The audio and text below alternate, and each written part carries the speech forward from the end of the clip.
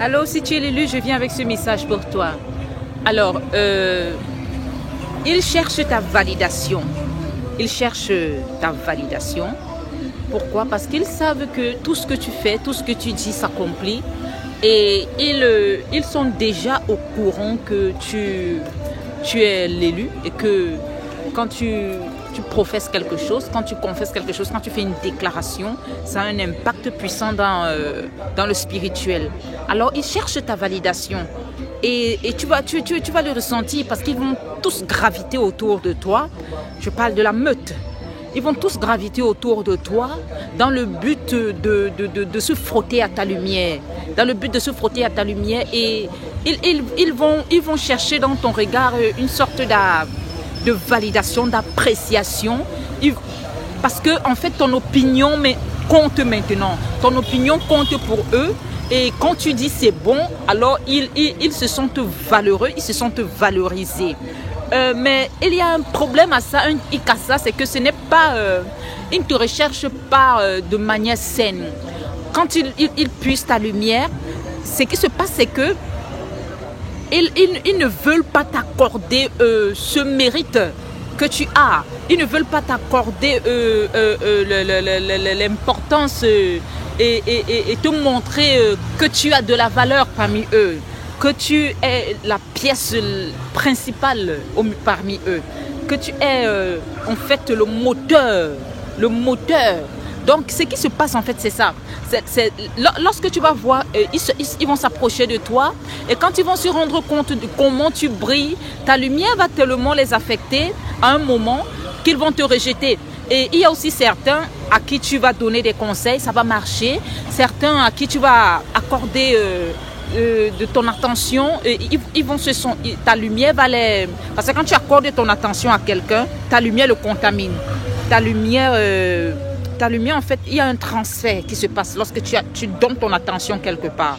Dans n'importe quel que soit ce que tu fais, quand tu donnes ton attention, il y a un transfert d'onction. Il y a un transfert. Alors ils veulent capter ton attention. Comment ils le font?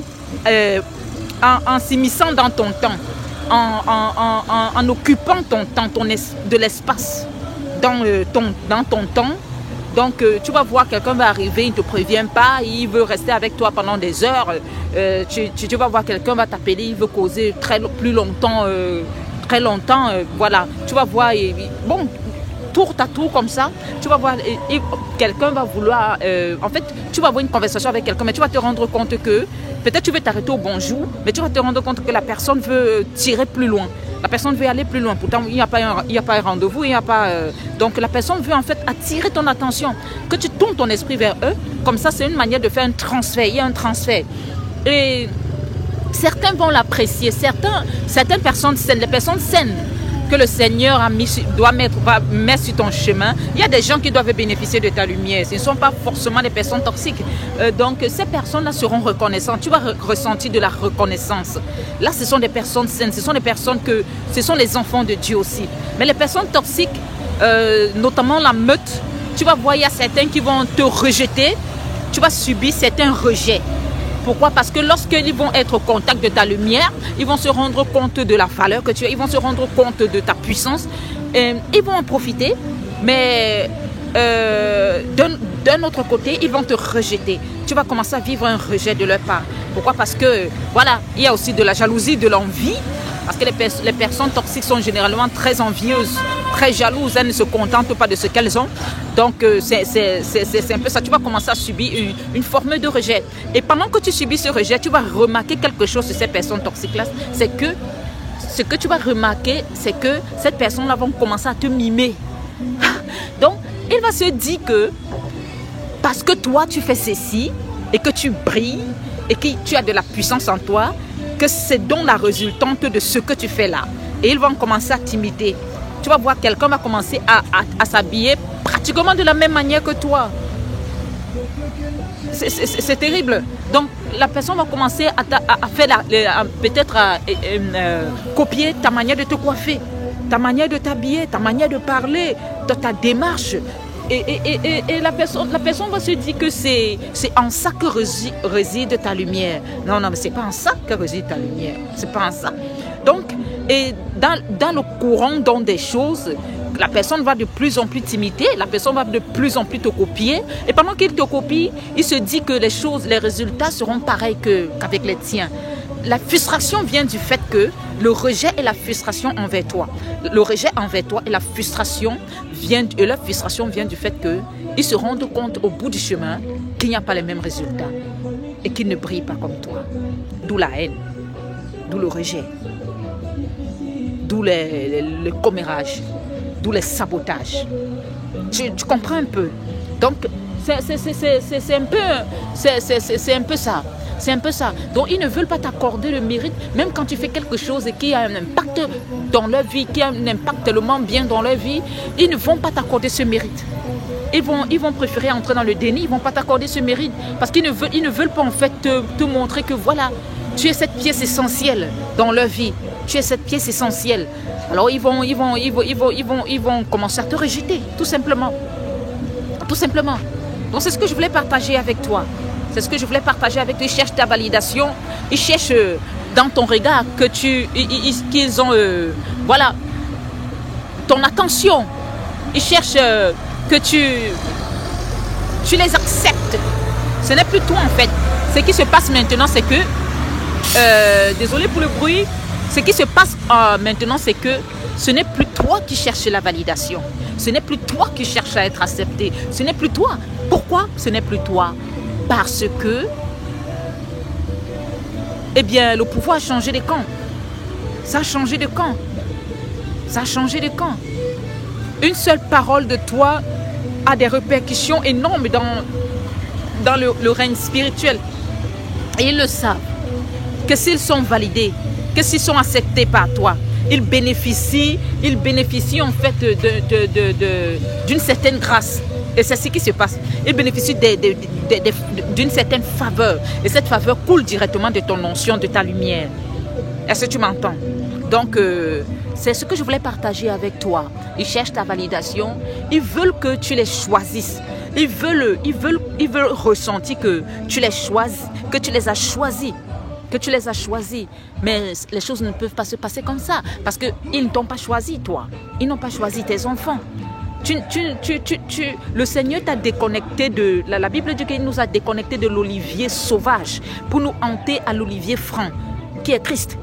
Donc, Christ, nous sommes en fait les branches et l'huile et le sarment. Donc, nous n'appartenons plus à cette branche physique. Alors, ils veulent que tu les choisisses, eux. Mais ça ne peut plus se passer comme ça. Ça ne peut plus se passer comme ça. Tu es hanté maintenant à un olivier franc. Et cet olivier franc a des branches de toute race. Nous sommes des frères célestes. Nous sommes les étoiles. Les étoiles du ciel. Chacun dans sa race. Chacun avec des tribus différentes. Avec les ADN multiples. De par notre authenticité. De par notre spontanéité, nos différences. Et voilà. Ils ne savent pas forcément que, vous êtes en contact d'autres personnes qui sont comme vous, qui vous encouragent, des personnes célestes, des personnes de lumière. Ils ne le savent pas. Mais ils ne le voient pas. Mais ils ressentent cela. Et parce que aussi les esprits de familiaux, les esprits de contrôle leur disent que vous avez trouvé déjà une communauté, vous avez trouvé des personnes qui sont telles que vous, des personnes que vous ne voyez pas avant, des personnes qui ne faisaient pas partie de votre cercle parce que vous étiez comme ça dans l'emprise de la meute. Mais aujourd'hui, le Seigneur change tes cercles, le Seigneur emmène vers toi des personnes de lumière. Et maintenant, tu te rends compte, tu comprends maintenant quel est le véritable amour. Tu comprends maintenant que ce que tu vivais avant était toxique et que tu n'étais pas censé vivre cela. Donc maintenant que tu sais tout ça, ils savent qu'il y a des gens maintenant autour de vous qui vous veulent du bien. Et maintenant, ils cherchent maintenant à venir faire ils viennent être en fait comme une sorte d'interrompre, voilà. Je sais pas, ils viennent interrompre, ils veulent interrompre, voilà. Ils viennent comme un intercepteur. comme un intercepteur. Ils veulent intercepter cette relation que vous avez avec vos frères de lumière et tout. Et il y a aussi une forme de jalousie parce qu'ils se rendent compte que mais pourquoi elle ne court plus vers nous? Pourquoi ce n'est plus elle qui nous cherche? Pourquoi elle n'a plus mal lorsque on la rejette? Pourquoi elle ne ressent plus les mêmes émotions qu'avant? Pourquoi elle ne se plaint plus de nous? Pourquoi est-ce qu'elle est en joie même quand on la rejette? Pourquoi est-ce qu'elle ne cherche plus à nous plaire? Mais parce que tu t'es retrouvé dans une famille qui t'a accepté. La famille du ciel. Parce que tu n'es plus quelqu'un de dehors. Avant, tu te sentais comme quelqu'un de dehors. Tu te sentais toujours en marge de tout. Maintenant, tu n'es plus quelqu'un de dehors. Je vais vous faire le témoignage d'un enfant de Dieu, Yann. C'est Yann, c'est un journaliste français. Je vais mieux mettre son nom en description. J'ai oublié le nom. Mais c'est un journaliste, un écrivain. Il a donné son témoignage. J'ai été tellement touchée. Et lorsque je le regardais, c'est l'une de nos sœurs de lumière qui m'a envoyé ce témoignage-là depuis la France. Je te salue. Elle va se reconnaître. Alors, et Yann, depuis petit, il a vécu tellement de tourments, de sadisme de la part de ses parents. Et on lui faisait manger même ses excréments. Ses parents lui faisaient manger ses excréments. Sa mère était la complice du pervers narcissique, son père. Et ils martelaient l'enfant, ils détruisaient, ils avaient détruit l'enfant. Et Yann disait que tout ce qu'il aimait faire, il aimait écrire, il aimait lire. Son père détruisait cela. Il détruisait ses écrits depuis petit. Et vous voyez un peu... Et il est OK avec le fait qu'il a coupé tous les ponts avec ses parents. Et il dit, je ne peux pas, pour lui, il ne peut même pas pardonner. Parce qu'en fait, il n'y a pas lieu d'un pardon puisque pour lui, ils sont morts. Vous voyez, ça c'est un enfant de Dieu, hein, c'est un élu. Mais le Seigneur m'a dit, c'est mon fils, mais il ne le sait pas. On va attendre que le bruit passe un peu. Désolé, je suis au coin de la route. Alors, il dit c'est mon fils, mais il ne le sait pas.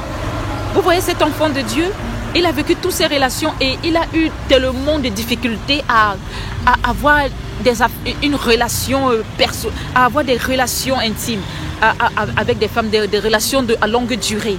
À chaque fois qu'il y avait un petit problème, il y avait un blocage et puis il préférait tourner le dos à la relation. Et il s'auto-sabotait. Même jusqu'à présent, pendant qu'il parle, pendant qu'il donne son témoignage à la journaliste, il dit que tous ces prix qu'il a reçus, parce qu'il a reçu le prix Nobel, hein, il a reçu beaucoup de prix lors de ses livres, il dit qu'il ne s'attribue même pas ce mérite et que lui-même, il ne se voit pas intelligent comme les gens le disent. Donc vous voyez l'élu, il est dans le déni de qui il est vraiment. Donc il n'arrive pas à s'attribuer ses succès. Il n'arrive pas à s'attribuer ses succès et il se voit. En fait, c'est ça en fait, le syndrome de l'imposteur. C'est ça en fait, un élu qui a été intoxiqué, contaminé, envenimé, terriblement martyrisé, meurtri. Le syndrome de l'imposteur. Il a accompli quelque chose de grand, mais il se dit ce n'est pas lui, c'est quelqu'un d'autre. Oui, par procuration, c'est quelqu'un d'autre. Il fait un transfert direct. C'est pas lui. Pourquoi? Parce qu'on lui a appris que lui ne vaut rien. Parce qu'on lui a appris que rien de bon ne peut parvenir de lui. Rien de bon ne peut sortir de lui. Parce qu'on lui a appris qu'il n'est rien. Donc, quand il fait quelque chose de bon, qu'il y a des appréciations, ils se sentent plutôt honteux au lieu de se sentir en joie. Donc, ils se sentent honteux. Vous voyez un peu le paradoxe? Donc, c'est terrible. C'est terrible. Donc, je voulais partager ce témoignage avec vous et j'avais aussi envie de partager cette vision que j'ai eue. J'ai vu des chiens.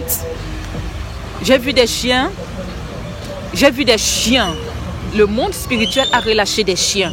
Les chiens dans le monde spirituel, c'est un message que le Saint-Esprit me donne. Les chiens dans le règne spirituel, en fait, ce sont des esprits très méchants qui ont reçu l'ordre